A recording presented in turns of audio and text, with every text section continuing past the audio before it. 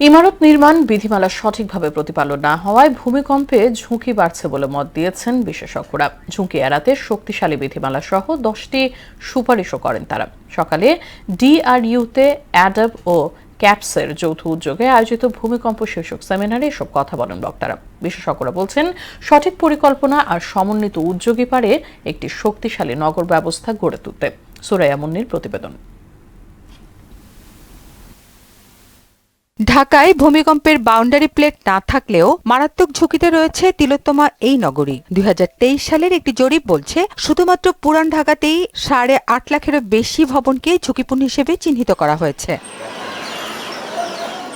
এমন বাস্তবতায় অ্যাডাব ও ক্যাপ আয়োজন করে ভূমিকম্পের জীবন ও সম্পদ রক্ষায় করণীয় শীর্ষক সেমিনার। উঠে আসে ঝুঁকি মোকাবেলায় ভূমিকম্প পূর্ব ও পরবর্তী প্রস্তুতি নিয়ে নানা মতামত।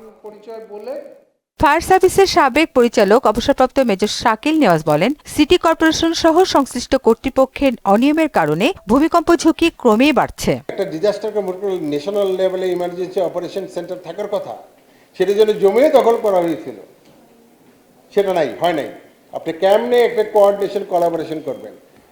ইমার্জেন্সি অপারেশন সেন্টার তৈরি করা হয়েছে, সিটি কর্পোরেশন, ফায়ার সার্ভিস, যন্ত্রপাতি কিনা হয়েছে, কারণ ওইটা ওনার টাকা খরচ করে ফেলছে, লোক নাই, এটা দক্ষ কিন্তু কিছু নাই।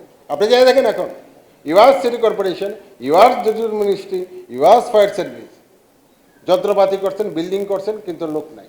পাশাপাশি ভূমিকম্পের মাত্রা নির্ধারণে উন্নত প্রযুক্তির সরঞ্জাম সহ গবেষণার অভাবের কথাও উঠে আসে সেমিনারে।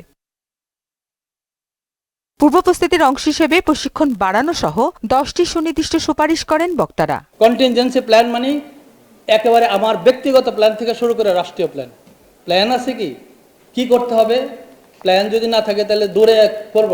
যদি আমরা বুঝতে পারি এই জায়গায় এই মাত্রা ভূমিকম্প হওয়ার সর্বোচ্চ সম্ভাবনা আছে, তাহলে ওইখানকার বিল্ডিং কোড ওইভাবে তৈরি করবেন।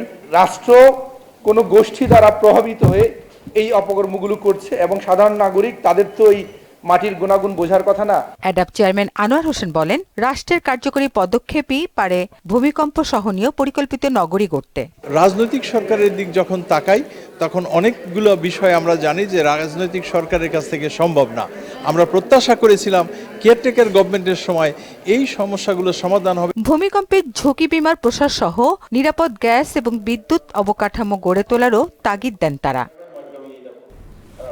সুরাইয়া মুন্নি, মোহনা সংবাদ, ঢাকা।